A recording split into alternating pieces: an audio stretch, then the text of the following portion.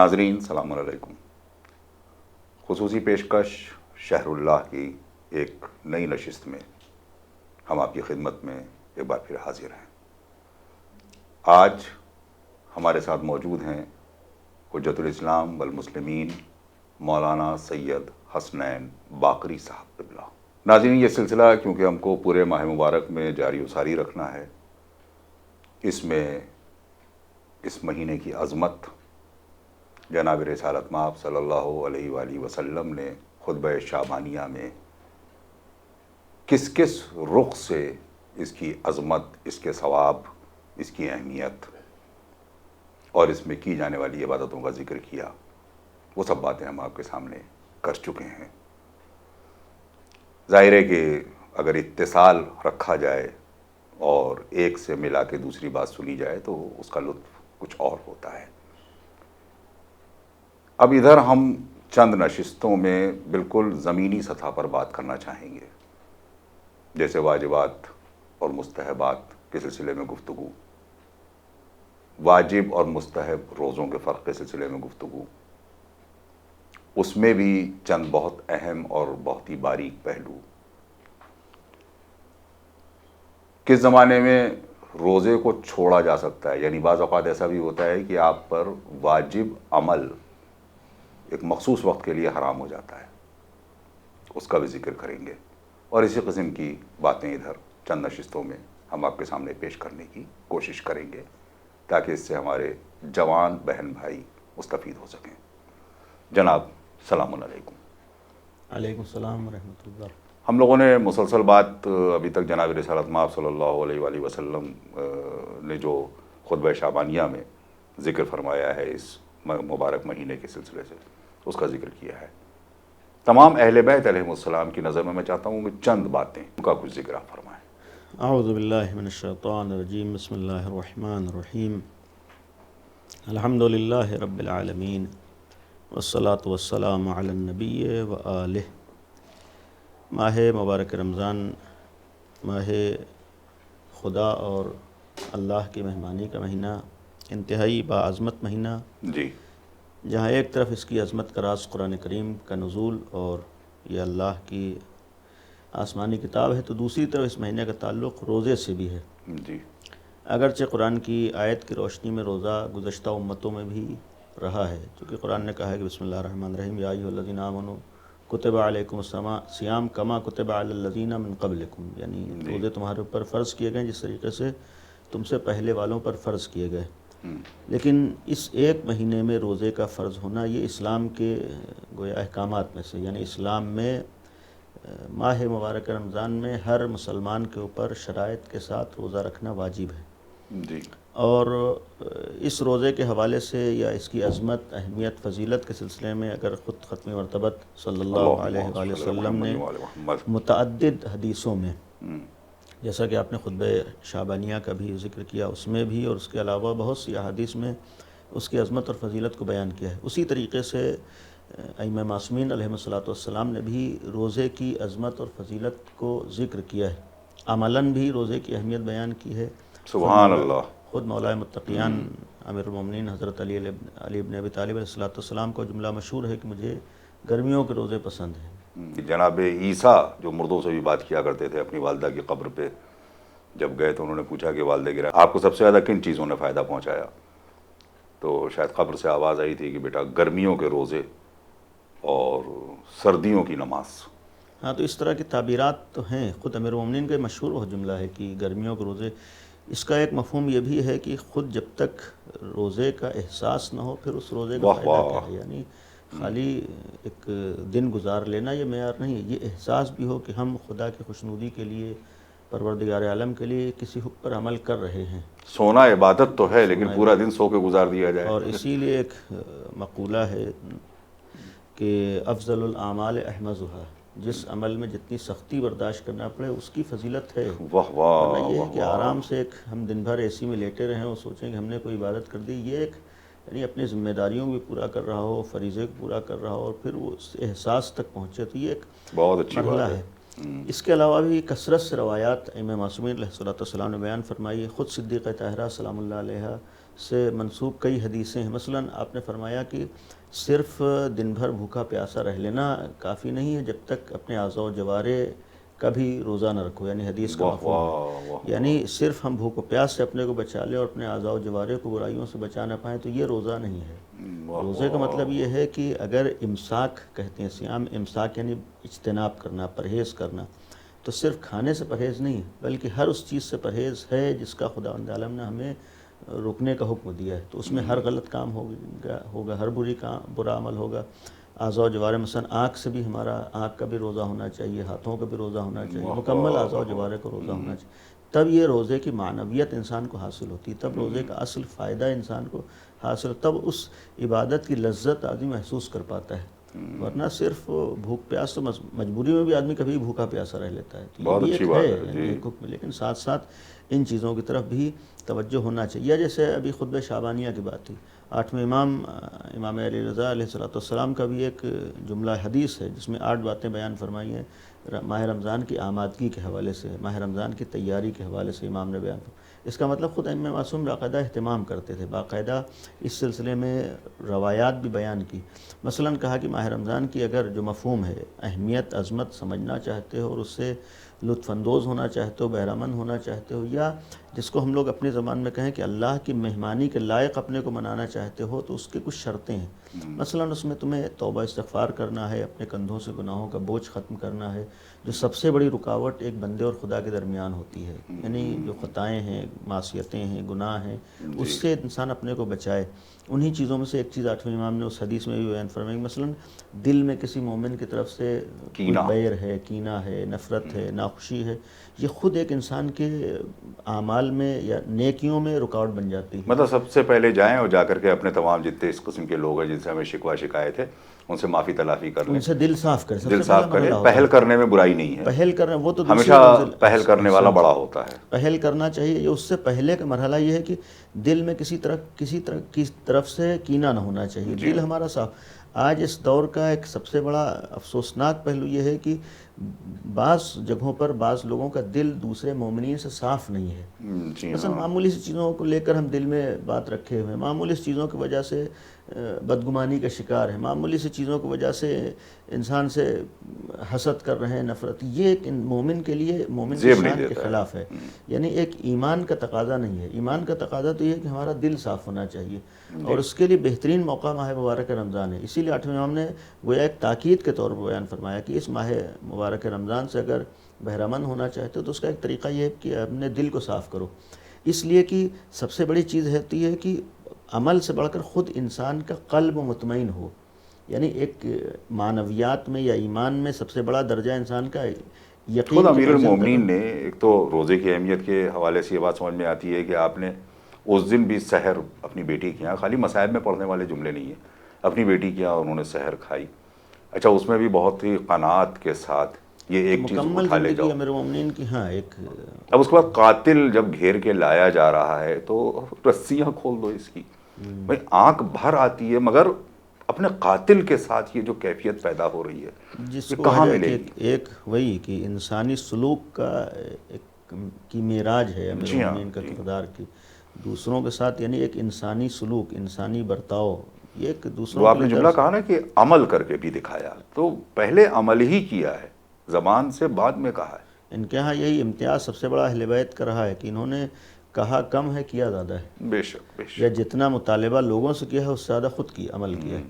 یعنی وہی ہے کہ انہوں نے خود عمل زیادہ کیا ہے، دوسروں سے مطالبہ کم ہے. جی چاہے روزوں کی منزل ہو، مثلا معمولاً اہل بیت کے سلسلے میں ایک روزہ رکھتے تھے، یعنی اپنی ذمہ داریوں کے ساتھ ساتھ اور اپنے فرائض کے ساتھ ساتھ، اور باقاعدہ اہتمام اس چیز کا فرماتے تھے، باقاعدہ اس چیز کے سلسلے میں توجہ تاکید تھی، خود بھی ہے دوسروں کے لیے بھی ہے.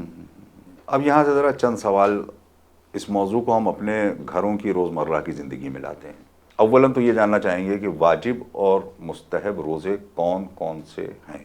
اولاً شریعت میں جو احکامات ہمارے اوپر فرض کیے ہیں، دین نے، مذہب نے 2 طرح کے احکامات معمولاً ہیں. کچھ چیزیں شریعت نے ہمارے اوپر واجب کی ہیں، کچھ چیزیں شریعت نے ہمارے اوپر مستحب کی ہیں. اولاً مستحب و واجب کا ایک معمولی سے فرق اپنے بالخصوص نوجوانوں کے لیے. واجب کا مطلب جو ہمارا فریضہ اور ذمہ داری ہے جسے ہم چھوڑ نہیں سکتے. جسے ہر صورت میں ہمارے لیے انجام دینا ضروری ہے، لازم ہے۔ چھوڑیں گے تو ہم دین کی مخالفت کرنے والے زندگی قرار ہے پائیں گے، تو وہ گناہ کرنا ہے، ہے۔ معصیت ہے، یعنی کرنا ہی کرنا ہے۔ وہ واجب کا مطلب ہے کہ ہر صورت میں ہمیں انجام دینا ہے۔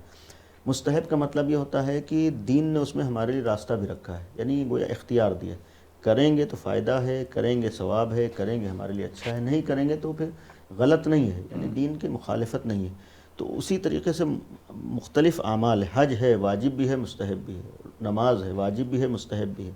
روزے کے سلسلے میں بھی یہی ہے کہ روزے واجب بھی ہیں مستحب بھی ہیں۔ واجب کا مطلب ہے کہ دین و شریعت نے کچھ شرائط کے ساتھ روزہ واجب اور لازم اور فرض قرار دیا ہے، وہ ہر مسلمان کے لیے، مثلا بالغ ہو، عاقل ہو، اپنے وطن میں ہو، بیمار نہ ہو، مریض نہ ہو، سفر میں ہو، یہ ساری شرطیں ہیں۔ تو اس کے اوپر روزہ رکھنا سال کے ایک مہینے میں جو یہی ماہ مبارک رمضان ہے، اس میں واجب ہے، ضروری ہے، کوئی شخص نہیں چھوڑ سکتا ہے۔ اور یہ بھی ایک ایسا فریضہ ہے کہ جس میں کسی طرح کی یعنی بغیر شرعی عذر کے کوئی چھوٹ نہیں ہے، جو بعض لوگ آسان سمجھتے ہیں کہ دل چاہا رکھا اور دل چاہا نہیں رکھا، نہیں، ایک واجبی عمل ہے، مطلب وہ ضروری شرعی عمل ہے۔ عذر ایسا ہو کہ جس کو اللہ بھی ہاں، سمجھ رہا ہے۔ جسے دین نے خود بیان کیا ہے، آپ مثال کے طور انسانوں پر کو بتانے کے لیے کچھ دوائیں رکھ لیں اپنے کوئی اس پاس۔ سے نہیں ہے، واقعاً انی آدمی حتی مریض ہو، یہاں تک ہے کہ اگر ہمیں یقین ہے کہ روزہ ہمارے نقصان دہ نہیں ہے، اور مثلا ڈاکٹر اپنے اعتبار سے کہہ رہا، تو ضروری نہیں کہ ہر جگہ ڈاکٹر کی، یعنی دونوں چیزوں کو دیکھنا ہے کہ ایک وقت ڈاکٹر بھی کہہ رہا اور ہمیں معلوم ہے کہ ہاں ہم بیمار ہو جائیں گے، مریض ہو جائیں گے، تب ہمیں روزہ رکھنا ہے۔ آپ نے جیسا اشارہ کیا، یعنی بہانہ نہ ہونا چاہیے روزہ بہانہ چھوڑنے نہیں کا، ہونا یعنی چاہیے۔ بہانہ نہیں۔ ہاں، واقعاً دین کی نظر میں اگر چھوٹ ہے تو خود دین کہہ رہا ہے کہ نہیں رکھنا ہے۔ تو واجب کا مطلب ماہ صیام میں اور ماہ رمضان میں ہمیں روزہ رکھنا ہے۔ اسی طریقے سے واجبات میں ہے کہ مثلا ایک آدمی منت مان رہا ہے، نذر مان رہا ہے، عہد کر رہا ہے، قسم کھا، مثلا یہ ہے کہ ہمارا کوئی کام ہو گیا تو ہم روزے رکھیں گے۔ جیسے مثال کے طور پر ہمارے ہاں کوئی بیمار ہوا یا مریض ہوا یا ایک کام پھنسا یہ ہوا ہے، سنت اہل بیت بھی ہے۔ ہم لوگ بھی نذر مانتے ہیں، منتیں، لیکن ایک اہل بیت کی سنت اور طریقہ رہا ہے، سورہ مبارکہ دہر جس کا گواہ ہے کہ جس وقت امام حسن امام حسین بیمار ہوئے ہیں، مریض ہوئے ہیں، تو شہزادی کونین نے نذر مانی تھی روزوں کی۔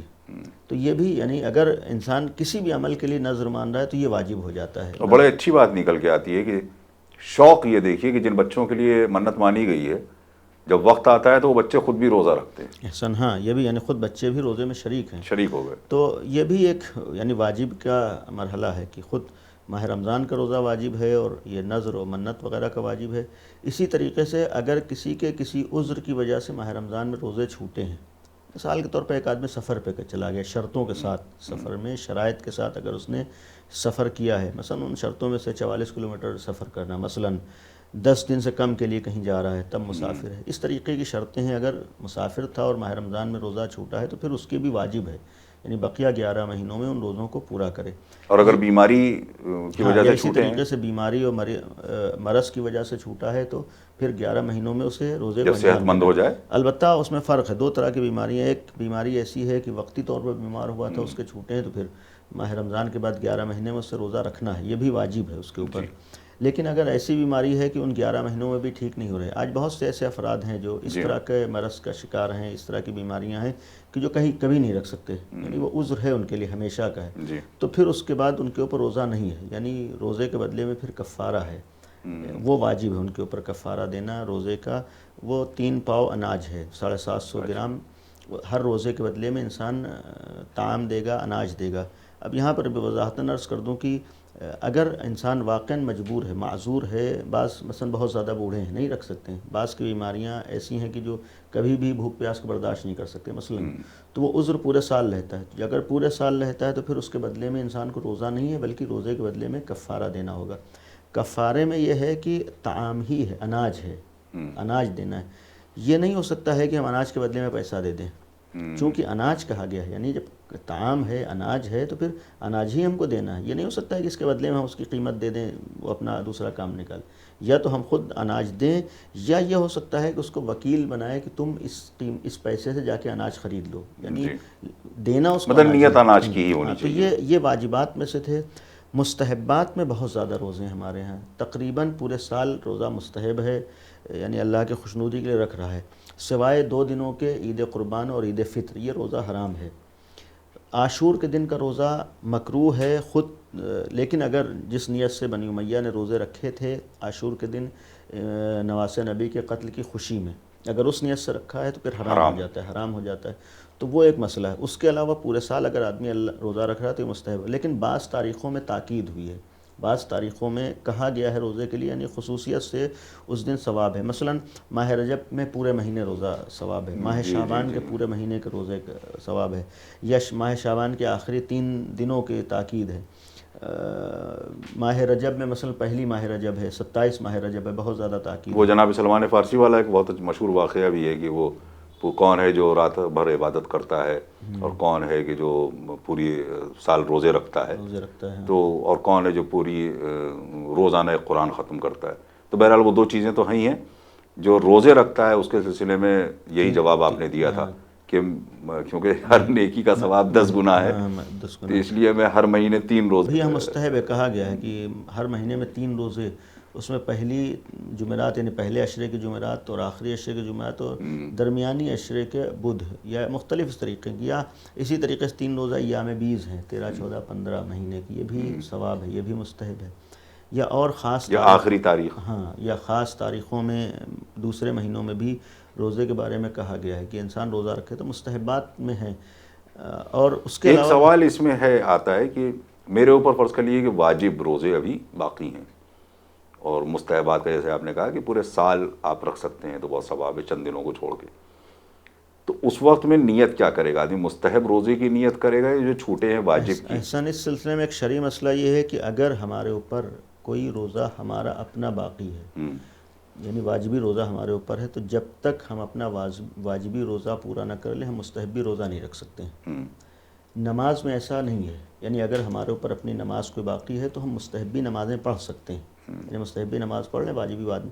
لیکن روزے میں ایسا نہیں ہو سکتا. روزے میں پہلے اپنے روزے مکمل کرنا ہوں گے، اس کے بعد ہم مستحبی روزہ رکھ سکتے ہیں. ہاں، یہ فائدہ ہو سکتا ہے کہ جن تاریخوں میں ثواب بیان کیا گیا ہے، یعنی مستحبی روزے ہیں، ان تاریخوں میں ہم اپنا قضا ادا کر لیں اور یہ نیت کریں کہ اس دن میں روزہ رکھتا ہوں. اگر مثلا یہ نیت ہو کہ واجبی نہ ہوتا تو آج ہم مستحبی روزہ رکھتے، تو انشاءاللہ اللہ اس دن کے دونوں کا ثواب بھی ادا کرے گا اور اس کا روزہ بھی ادا ہو جائے گا.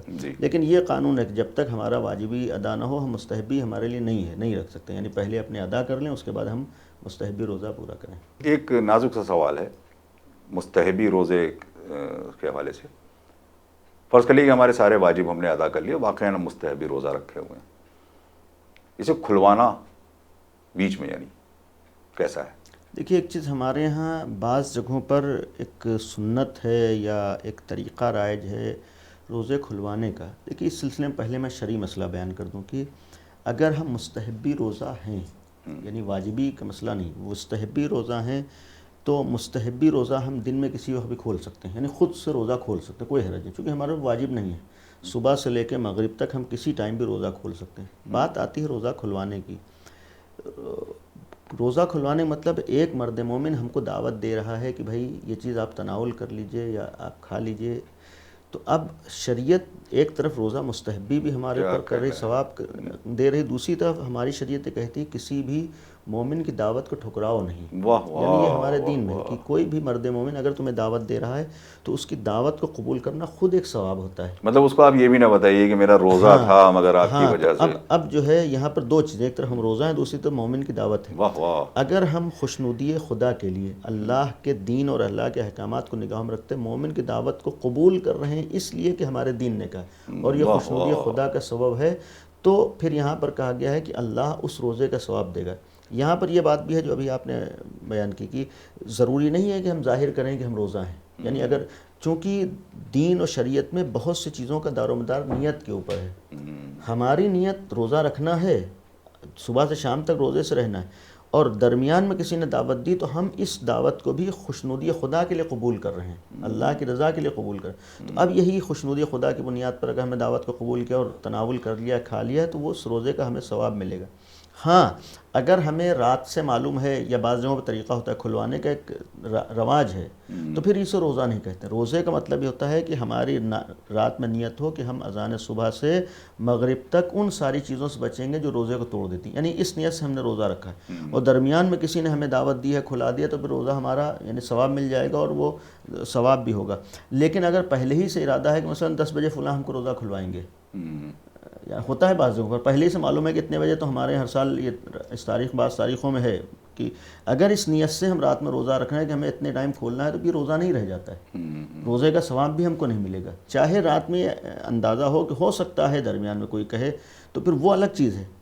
اس نیت سے روزہ نہیں رکھنا کہ کوئی کہے گا تو ہم کو کھولنا ہی کھولنا ہے، ہمیں تو پورا دن روزہ مطلب رکھنا ہے۔ انتظار کر رہے ہوں کہ کوئی آ کے کہے اور ہم درمیان کھول میں اگر دیں۔ کسی نے کہہ دیا تو پھر انشاءاللہ اس کا ثواب ہے۔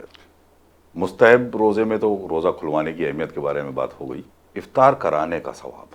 افطار کرانے کی فضیلت بہت زیادہ ہے، جیسا کہ پیغمبر اکرم کا جو خطبہ شعبانیہ ہے جی، اس میں ایک جملہ خود ختم مرتبت نے فرمایا کہ جو بھی کسی صائم کو، روزہ دار کو یعنی روزہ کھلوائے، اس کا ثواب بہت زیادہ ہے، فضیلت بھی بہت زیادہ ہے، اور یہاں تک کہا ہے کہ روزہ کھلوانے میں باقاعدہ اہتمام کی ضرورت نہیں ہے، حتیٰ کہ اگر انسان کے پاس نہیں ہے تو ایک کھجور سے بھی روزہ کھلوا سکتا ہے، نہیں ہے تو پانی کے گھونٹ سے بھی روزہ کھلوا سکتا ہے۔ گویا اس کا ایک مفہوم یہ ہے کہ ایسے موقع پر ہمیں دوسروں کی فکر ہو، دوسروں کا خیال ہو، خدا کے حکم پر عمل کرنے تو یہاں پر سب شامل ہو جائیں گے، یعنی کوئی بھی روزہ دار ہے، کسی بھی حیثیت کا حامل ہے، پیسے والا ہے، غیر پیسے والا ہے، یعنی عنوان روزہ دار ہے، عنوان روزہ دار ہے تو ثواب ہے، اس کے لیے امیر یا غریب نہیں دیکھنا، اس میں امیر و غریب نہیں دیکھنا، ہر ایک کے لیے فضیلت ہے، ہر ایک کے لیے ثواب۔ لیکن اس سے ایک درس یہ ملتا ہے کہ گویا اس فضیلت کا راز ہمارے اندر وہ احساس پیدا ہو کہ جہاں انسان تک غذائیں نہیں پہنچ پاتی ہیں، جو غربت کا شکار ہیں، پریشانیوں کے شکار ہیں، ان تک ہم پہنچنے کی کوشش کریں، ان کو بھی ہم نگاہوں میں رکھیں، ان کا بھی خیال کریں۔ لیکن ماہ رمضان میں خصوصیت کے ساتھ یہ ایک عمل الحمدللہ ہمارے بر صغیر میں بہت سی زیادہ جگہوں پر ہے، رائج ہے، اور اچھی چیز ہے کہ یہاں پر افطار کرانا، روزہ کھلوانا جس کو ہمارے ہاں کہتے ہیں، دوسروں کو افطار دینا، یہ ایک اچھا عمل ہے، اس کی طرف توجہ ہونا چاہیے۔ ہاں اس میں ایک چیز عرض کروں گا کہ روزہ کھلوانے کا ثواب بہت ہے، یعنی افطار کرانے کی فضیلت ہے، لیکن اسلام میں ہر چیز میں اعتدال ضروری ہے، یعنی صرف ایک پہلو کو نہ دیکھنا چاہیے۔ روزہ ہمیں کھلوانا ہے، لیکن روزہ کھلوانے میں نیت ہماری کیا ہے؟ سب سے پہلا سوال یہ ہے، آیا ہم یہ روزہ خوشنودی خدا کے لیے کھلوا رہے ہیں یا ہم روزہ اپنے مظاہرے کے لیے کھلوا رہے ہیں؟ مثلا فلاں شخص نے روزہ افطار میں، اب تو ایک فیشن چل گیا افطار پارٹی والا، بھائی افطار پارٹی کا مقصد روزہ دار کو روزہ کھلوانا ہے، یا یہ ہے کہ ایک رسم ہے اور ایک طریقہ ہے اور ایک اپنا نام ہے اور ایک اپنا ٹائٹل ہے، یہ اس لیے، اس سے کوئی فائدہ نہیں ہے، اس میں کوئی اجر نہیں ہے۔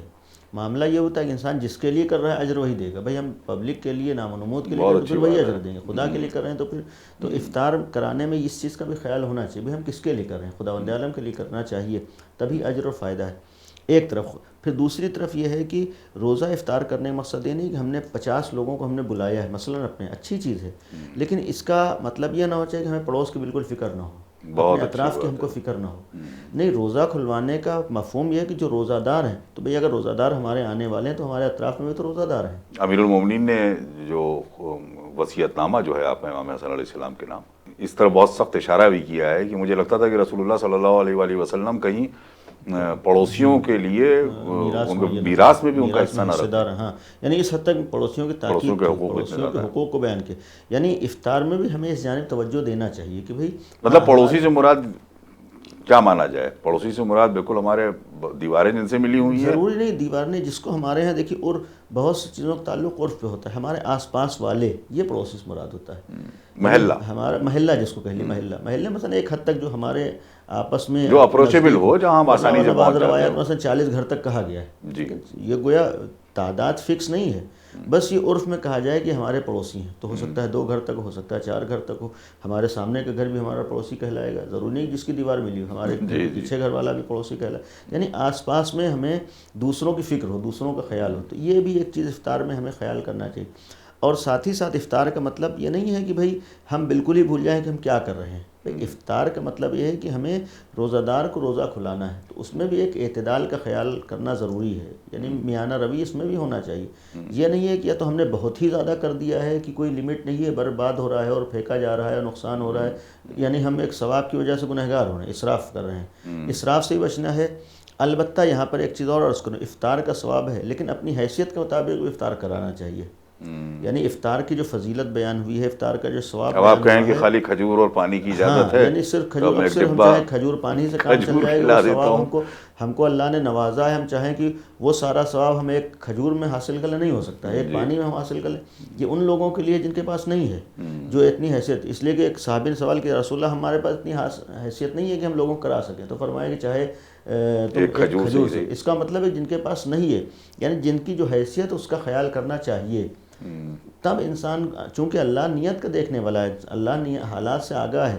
ایک مرد مومن جس کے پاس کچھ نہیں ہے وہ مثلا ہم کو کھجور سے افطار کرا، اب ایک کو اللہ نے نوازا ہے، وہ بھی چاہے کہ ہم وہی ثواب جو ایک مرد مومن کو نہ ہونے کی بنیاد پر اللہ نے دیا ہم مل جائے، نہیں ہو سکتا ہے. بعض جگہوں پر یہ بھی آہستہ آہستہ ہونے لگا. اب ایک زمانے سے ہم افطار کراتے چلے آ رہے ہیں، یا ایک زمانے سے ہمارے گھر سے مسجد قرض لے کر کے، اب وہ ایک ہمارے اوپر فریضہ ہے، ایک ہمارے اوپر ذمہ داری ہے. تو نہیں، ایسا نہیں ہے. ہمیں مطلب کیا ایسا کچھ ہے کہ اگر آپ افطار کراتے آ رہے ہیں تو پھر آپ قرض لے کر کے آپ کوئی ضروری نہیں ہے، کوئی ضروری نہیں بھائی. اللہ کا، ہمارا خدا کا معاملہ ہے، ہمارا پبلک کا معاملہ نہیں. لوگ کیا سوچیں، اس میں ہمارے یہاں سماج میں بہت سے کاموں میں دشواری کا ایک سب سے بڑا سبب ہے کہ ہم سوچتے ہیں یہ نہ کریں گے لوگ کیا سوچیں گے. بھائی ہم اگر لوگوں کے لیے کر رہے ہیں تو ٹھیک، ہم لوگوں کی فکر کریں. اگر ہم نے خدا کے لیے کیا تو ہمیں اس چیز کو نہیں سوچنا ہے. قرض کے بوجھ سے اپنے آپ کو دبانا نہیں چاہیے، کیونکہ اللہ کو یہ قرض دار لوگ پسند نہیں ہیں. اللہ نے کب کہا ہے کہ تم قرضہ لے کر، بعض کاموں میں جو بہت زیادہ اہمیت وہاں پر، لیکن یہاں نہیں ہے کہ تم قرضہ لے کے جا کر افطار کرو. مجھے تو زیارت امام حسین علیہ السلام کے علاوہ اور کہیں نہیں ملتا کہ آپ قرض لے کے بعض جگہوں پر وہی کہا کہ ہر جگہ نہیں کہا گیا، تو یہاں پر نہیں کہا گیا. آج تو صرف روزہ ہی کیا ہے. مثلا اگر گھر میں مجلس ہونا ہے تو بعض ایسے بھی ہو گئے ہیں کہ قرض لے کے ہم مجلس کریں. بھائی یہ ضروری نہیں کہ ہم قرض لیں، یا شادی ہونا ہے تو ہم قرض ہی لے کے شادی کریں گے، یا ہمارے گھر میں مجلس ایصال ثواب ہونا ہے تو وہ بھی قرضہ لے کے. نہیں، ہمیں اپنی حیثیت خدا کے سامنے ظاہر ہے، خدا جانتا ہے. اتنا یقین رہے کہ اگر ہم اپنی چادر کے اندر پیر پھیلا رہے ہیں اور اسی میں کر رہے ہیں تو اللہ وہ ساری چیزیں اسی میں دیتا ہے انشاءاللہ. کیا کہنا ہے، سبحان اللہ سبحان اللہ. بہت خوبصورت موڑ پہ یہ گفتگو ہے. بہت ہی اہم بعض فقہی مسائل کی طرف مولانا نے ہم کو متوجہ کرایا. اور جہاں تک بات قرض لے کے کام کرنے کی ہے، بہت اچھی بات کہی مولانا صاحب نے کہ جتنی آپ کی حیثیت ہے اسی قدر اپنا، جتنی آپ کی چادر ہے اتنا ہی اپنا پاؤں پھیلائیں. اور وہ چادر کہ اگر جس میں 72 پیوند بھی ہوں تو اس کے اندر تمام طہارتیں سمٹ کے آ سکتی ہیں. چادر اوڑھنا میرا کام، اس کی عظمت بتانا خدا کا کام. ناظرین، امید ہے کہ یہ گفتگو آپ کو پسند آئی ہوگی. مولانا نے بہت ہی اختصار کے ساتھ مگر بہت خوبصورتی سے ہمارے جو سوال آج ہم نے کیے ان کے جوابات دیے. اور یہ بہت قیمتی باتیں ہوتی ہیں.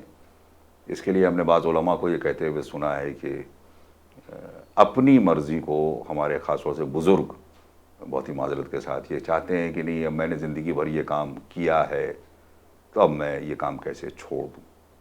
یہ مناسب نہیں ہوتا ہے. میری مرضی، میں مالک نہیں، ہم اللہ کے لیے ہیں. اللہ ہماری مرضی کا مالک ہے. اللہ جو چاہتا ہے وہ کرنا عین شریعت ہے، عین دین ہے. اور اپنے آپ کو اللہ کے حوالے کر دینا سب سے بڑی عبادت ہے. آج ہم آپ سے یہیں اجازت چاہتے ہیں. انشاءاللہ کل پھر ہم مولانا حسنین باقری صاحب قبلہ کے ساتھ حاضر ہوں گے اور کچھ نئے بہت خوبصورت سوال لے کر. خدا حافظ و ناصر. والسلام علیکم ورحمۃ اللہ وبرکاتہ.